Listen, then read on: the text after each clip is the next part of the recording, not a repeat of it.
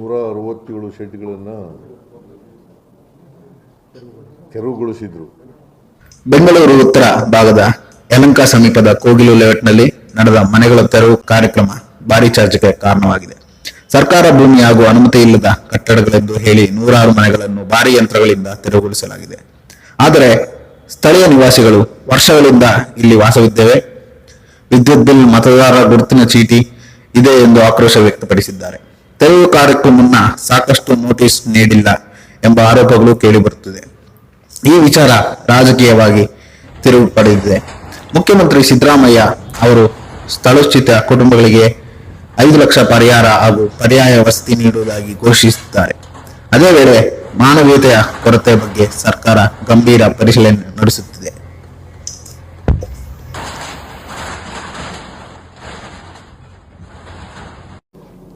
Notice ಕೊಟ್ಟು ಅದು ಅವ್ರಿಗೆಲ್ರಿಗೂ notice ಕೊಟ್ಟಿದ್ರು. ನೋಟಿಸ್ ಕೊಟ್ಟ ಮೇಲೆ ತೆರವು ಮಾಡಿ, ನೀವು ಸರ್ಕಾರಿ ಜಾಗ ಇದು, ನೀವು ಖಾಲಿ ಮಾಡಲೇಬೇಕು ಅಂಥೇಳಿ ಅವರ ಗಮನಕ್ಕೂ ತರ್ತಕ್ಕಂಥ ಕೆಲಸವನ್ನು ಮಾಡಿದರು. ಆದರೂ ಅವರು ಖಾಲಿ ಮಾಡಿರಲಿಲ್ಲ. ನಿನ್ನೆ ನಾನು ವಸತಿ ಸಚಿವರಾದಂಥ ಸಿ ಜಮೀರ್ ಅಹಮದ್ ಖಾನ್ ಅವರನ್ನು ಮತ್ತು ನಮ್ಮ ಪೊಲಿಟಿಕಲ್ ಸೆಕ್ರೆಟರಿಗಳಾದಂಥ ನಸೀರ್ ಅಹಮದ್ ಅವರನ್ನು ಕಳಿಸ್ಕೊಟ್ಟಿದ್ದೆ ಜಾಗಕ್ಕೆ. ಇವತ್ತು DK ಶಿವಕುಮಾರ್ ಅವರು ಕೂಡ ಅಲ್ಲಿ ಭೇಟಿ ಕೊಟ್ಟಿದ್ದಾರೆ, ಅಧಿಕಾರಿಗಳ ಜೊತೆಯಲ್ಲಿ ಭೇಟಿ ಕೊಟ್ಟಿದ್ದಾರೆ.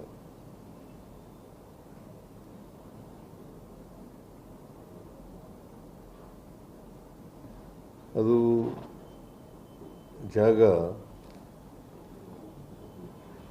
ಕಷಾಯ ವಿಲೇವಾರಿ ಮಾಡಲಿಕ್ಕೆ ಸುಮಾರು 5 ಎಕರೆ ಜಮೀನನ್ನು 15 ಎಕರೆ ಇಲ್ಲ 15 ಎಕರೆಗಳನ್ನು DC ಜಿಲ್ಲಾಧಿಕಾರಿಗಳು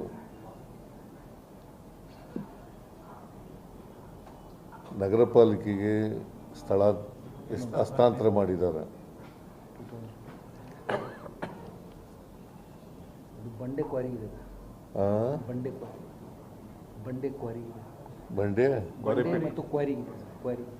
ಬಂಡೆ ಮತ್ತು ಕ್ವಾರಿಂಗ್ ಎಲ್ಲ ಇದೆ ಅಲ್ಲಿ.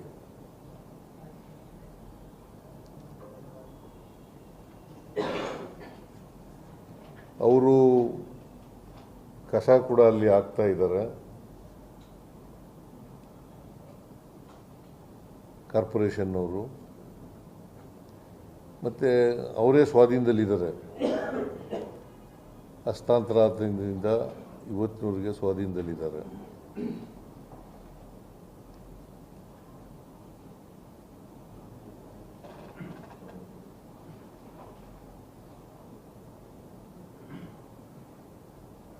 ನಾವು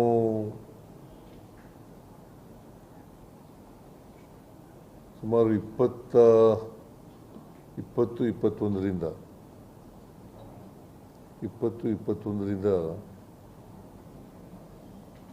ಈ ರೀತಿಯಾಗಿ ಅಕ್ರಮವಾಗಿ ಶೆಡ್ಗಳನ್ನು ಕಟ್ಟಿಕೊಂಡು ಅಲ್ಲಿ ವಾಸ ಮಾಡ್ತಾ ಇದ್ದವರು. ಅದಕ್ಕೆ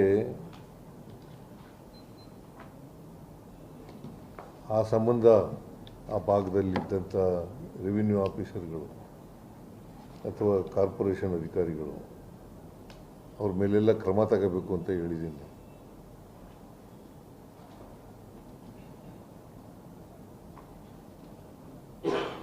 ಯಾಕಂದರೆ ಇನ್ನು ಮುಂದೆ ಇಂಥ ಈ ತಹಸೀಲ್ದಾರ್ಗೆ ಗೊತ್ತಿಲ್ಲದೇನೆ, ಶಿರಸ್ತೆದಾರರಿಗೆ ಗೊತ್ತಿಲ್ಲದೇನೆ, ವಿಲೇಜ್ ಅಕೌಂಟೆಂಟ್ಗೆ ಗೊತ್ತಿಲ್ಲದೇನೆ ಆಗ್ಲಿಕ್ಕೆ ಸಾಧ್ಯನೇ ಇಲ್ಲ. ಅದು ಇಲ್ಲಿಗಲ್ ಎನ್ಕ್ರೋಚ್ಮೆಂಟ್.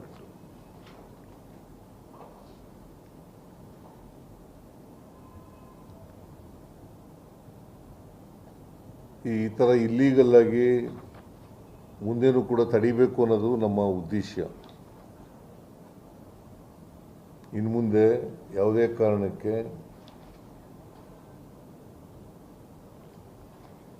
ಇಲ್ಲೀಗಲ್ ಆಗಿ ಮನೆ ಕಟ್ಟತಕ್ಕಂಥದ್ದು, ಅಲ್ಲಿ ವಾಸ ಮಾಡ್ತಕ್ಕಂಥದ್ದು, ಅದನ್ನು ಅವಕಾಶ ಮಾಡಿಕೊಡಕೂಡದು ಅಂತಕ್ಕಂಥ ಸ್ಟ್ರಿಕ್ಟ್ ಇನ್ಸ್ಟ್ರಕ್ಷನ್ಸನ್ನು ಸಂಬಂಧಪಟ್ಟಂಥ ಎಲ್ಲ ಅಧಿಕಾರಿಗಳಿಗೆ ಕೊಟ್ಟಿದ್ದೇನೆ. ಒಂದು ವೇಳೆ ಮನೆ ಕಟ್ಟಿದರೆ ಅದಕ್ಕೆ ಸಂಬಂಧಪಟ್ಟಂಥ ಅಧಿಕಾರಿಗಳೇ ಜವಾಬ್ದಾರರು ಅಂತಕ್ಕಂಥ ಮಾತುಗಳನ್ನು ಕೂಡ ಹೇಳಿದ್ದೇನೆ.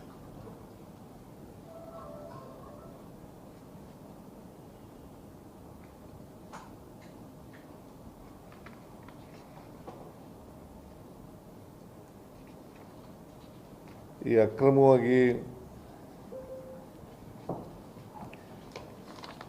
ಶೆಡ್ಗಳನ್ನು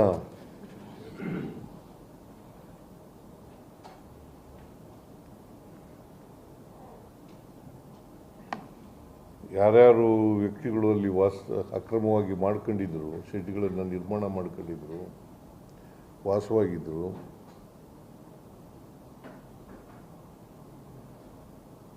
ಜಿಲ್ಲಾಧಿಕಾರಿಗೆ ಮತ್ತು ಸಂಬಂಧಪಟ್ಟಂಥ ಆ ಕಾರ್ಪೊರೇಷನ್ ಕಮಿಷನರು ಅವ್ರಿಗೆ ಹೇಳಿದ್ದೀನಿ, ನಾಳೆ ನಾಳಿದ್ದು ಅದನ್ನೆಲ್ಲ ವೆರಿಫೈ ಮಾಡಿ ಜಿನೈನ್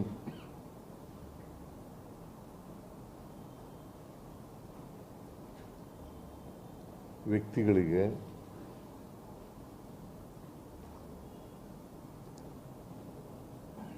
ಪರ್ಯಾಯ ವ್ಯವಸ್ಥೆಯನ್ನು ಮಾಡಿಕೊಡಬೇಕು ಅಂತೇಳಿ ಸರ್ಕಾರ ತೀರ್ಮಾನ ಮಾಡಿದೆ.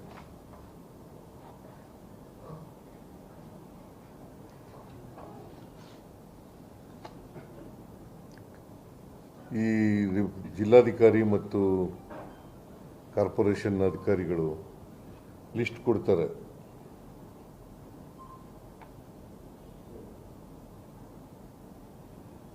ಯಾರ್ಯಾರು ಎಲಿಜಿಬಲ್ ಇದ್ದಾರೆ ಅವರೆಲ್ಲ ಲಿಸ್ಟ್ ಎಲ್ಲ ಕೊಡ್ತಾರೆ. ಆ ಲಿಸ್ಟಿನ ಆಧಾರದ ಮೇಲೆ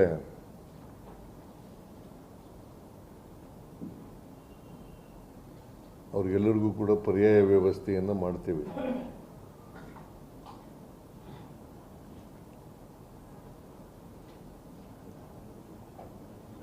ಈ ವಿಚಾರದ ಬಗ್ಗೆ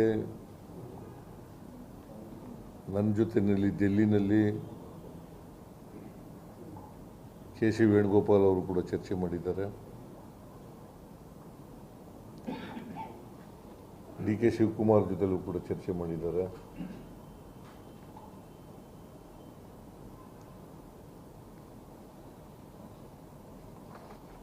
ನಾನು ಅವ್ರಿಗೆ ಹೇಳಿದ್ದೀನಿ, ಆಲ್ಟರ್ನೇಟಿವ್ ಅರೇಂಜ್ಮೆಂಟ್ ಮಾಡ್ತೀವಿ ಅಂತ. ಏಯ್ ಯಾರೇ ಅವರು? ಆಫ್ ಮಾಡಪ್ಪ ಕ್ಯಾಮ್ರಾಮನ್. ವೇಣುಗೋಪಾಲ್ ಅದು ಹೇಳ್ತೀನಿ, ಅದು ಅದು ಆ ಶಬ್ದ ಬರ್ತಿತ್ತಲ್ಲ,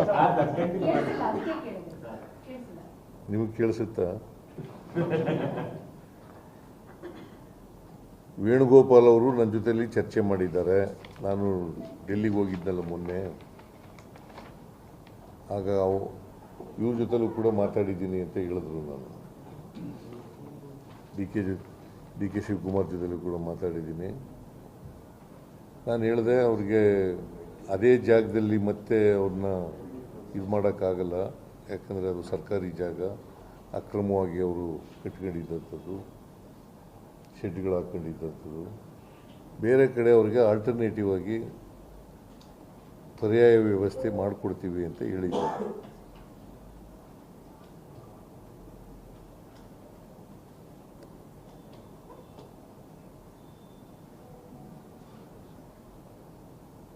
ಮತ್ತು ಅವರಿಗೆ GBA ಕಮಿಷನರು ಮತ್ತು Tushar secretary additional chief secretary urban development department. ಅವ್ರಿಗೂ ಸಲಹೆ ಕೊಟ್ಟಿದ್ದೆ, ಅವ್ರಿಗೆ ಊಟ ವಸತಿ ಎಲ್ಲ ಏರ್ಪಾಡು ಮಾಡಿ ಅಂತ. ತಾತ್ಕಾಲಿಕವಾಗಿ ಊಟ ವಸತಿ ಮಾಡಿಕೊಡ್ಬೇಕು ಅಂತ ಹೇಳಿದ್ದೆ. ಅವ್ರು ಯಾರೂ ಇಲ್ಲಿವರೆಗೆ ಹೋಗಿಲ್ಲ. ಅವರು ಮೂರು ಕಡೆಗೆ ವ್ಯವಸ್ಥೆ ಮಾಡಿದ್ದೀವಿ, ಬಟ್ ಅವರು ಹೋಗ್ತಾ ಇಲ್ಲ. 3 ಕಡೆ ವ್ಯವಸ್ಥೆ ಮಾಡಿತ್ತು, ಆದರೂ ಕೂಡ ಅವ್ರು ಹೋಗಿಲ್ಲ.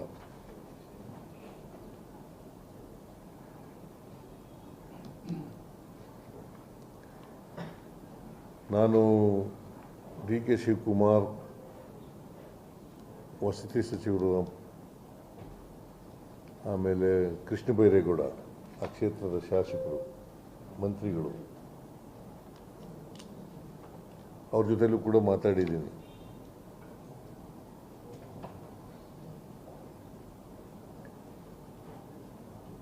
ಜಮೀರ್ ಅಹಮದ್ ಖಾನ್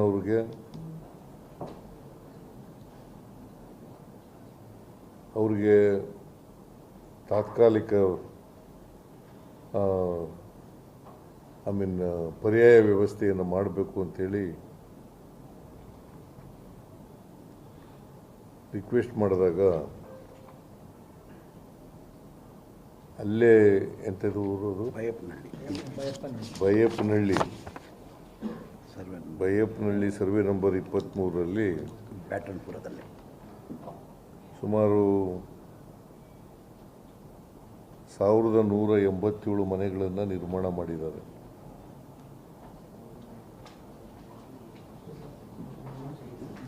ಇದು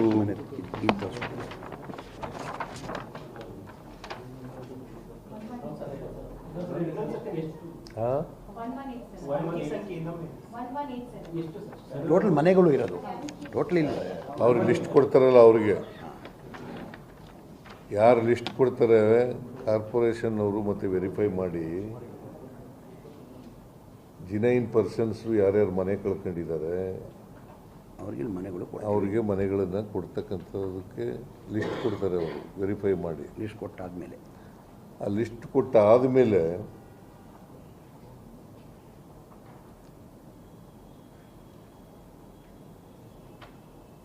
ಯಾರು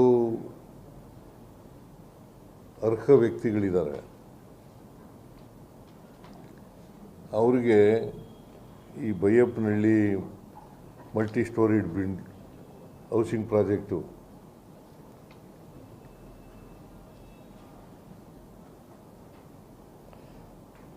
ಈ ಬೈಯಪ್ಪನಹಳ್ಳಿ ಎಷ್ಟು ದೂರ ಇದೆ ಅಂತಂದರೆ ಕೋಗಿಲುವಿಂದ 7 ಕಿಲೋಮೀಟರ್, 7 ಕಿಲೋಮೀಟರ್ಸ್. ಅದೇ ಕ್ಷೇತ್ರ ಸರ್.